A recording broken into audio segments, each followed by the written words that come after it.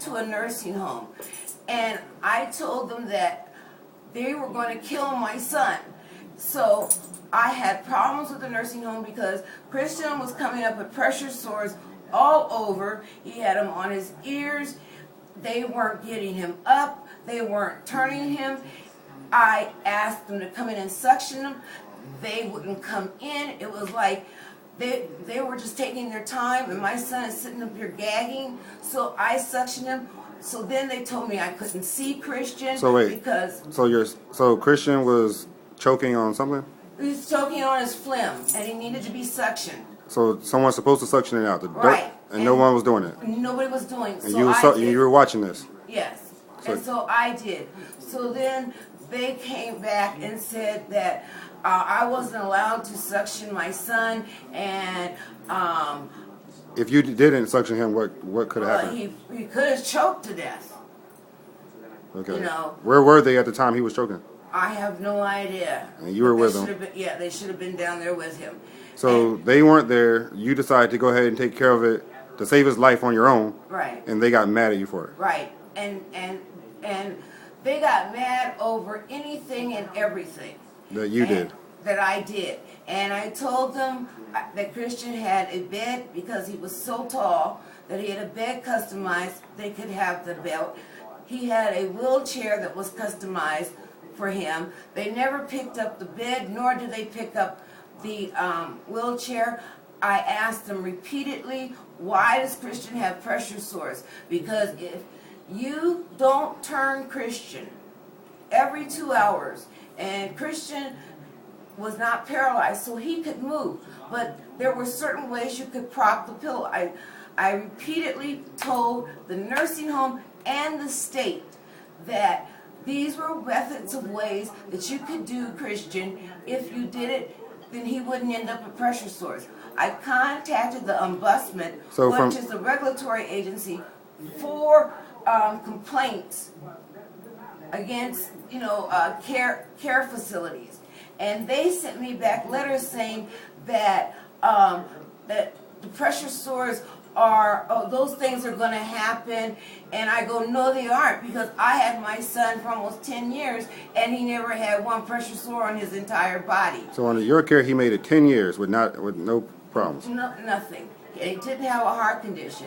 When my son passed away, they found out that he had 75% of the arteries to his heart were clogged. Ashton Woods, instead of feeding him 3 times a day and turning him and getting him up the way you did, right, and putting him up so he can have some kind of circulation, they just left him in the bed, and they've had him on continuous feeds. So what happened was his arteries to his heart got clogged, right, because he was getting all the food, but there was no circulation and everything, and he wasn't paralyzed. So anyhow, in a 4-year period, my son was dead.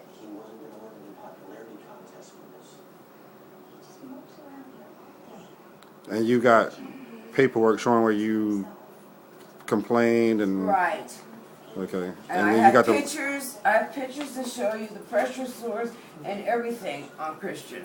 Now they told you that was perfectly fine. The pressure sores and everything that was normal. That was acceptable. And now you're saying like it's illegal. It's illegal now that private insurances, Medicaid, and Medicare will not pay for any care provider if the patient gets pressure sores. Okay. And Christian had pressure sores on his ears, which was just so weird, because it just showed you that they weren't repositioning him and that he was staying on one side for a very, very long time. Okay. So you think it's safe to say that under your care, that was the best care? Right. And you tried to tell the hospital how to take care of him. Right. You told them that you had a specially made bed and a specially made wheelchair, and you told them to come get it. They never came and got it. Right. Okay. And then by not doing the things that you told them were the right things to do and how to take care of your son, them not doing it led to his death. Yes. Okay. Yeah. Because when we were in Hawaii preparing for the case in Hawaii, they did a life expectancy where they go in and if someone is in a comatose or in a paralyzed position, they do an evaluation and how long they think they could live if they were taken care of. Well, under my care, they said that Christian could live to be 50 to 60 years old in my care, because he was being kept his care was being so wonderful, and it was so constant, and I had him circulating, and just before the state took him, Christian had just gotten accepted into to Shepherd, one of the top rehab centers in the country, in the world, and he had just got accepted because they thought he showed enough alertness and awareness to give him therapy, and it's very hard to get into that hospital. Okay, you got proof of that too? I had proof, but I probably they have the records at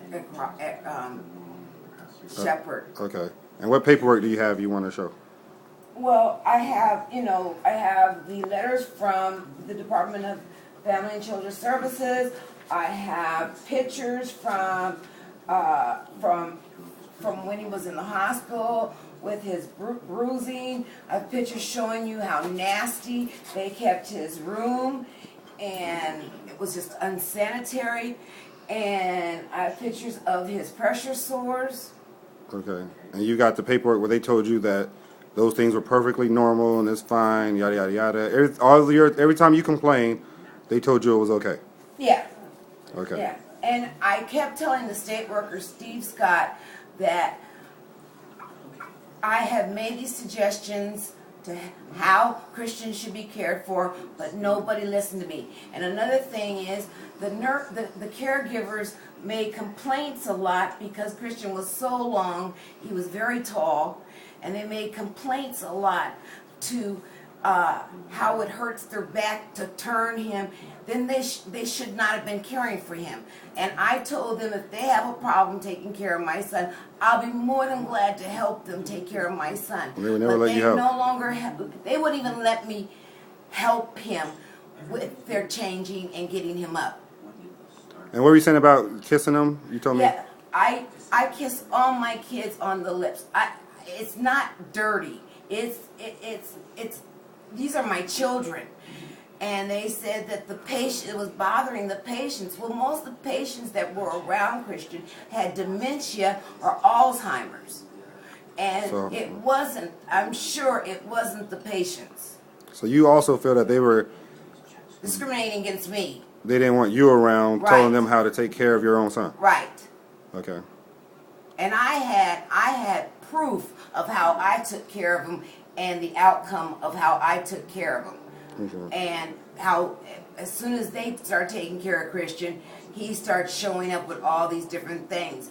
Plus the fact that why they wouldn't let him go see his primary physician who knew his history. And when you would call to try and get any kind of phone calls to the doctors, half the time they wouldn't return them. And the nursing home didn't want me to tell them how to take care of Christian, but I had been taking care of him.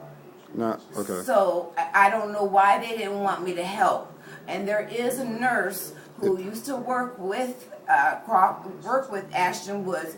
Her name is Miss Coleman, and she left the facility. But she told me that if I ever needed to show how I took care of Christian, and how when they started limiting my visits to Christian, how he started, you could see his going downhill. Yeah. Now his father doesn't Doesn't do anything. do you think if you had financial help things would have been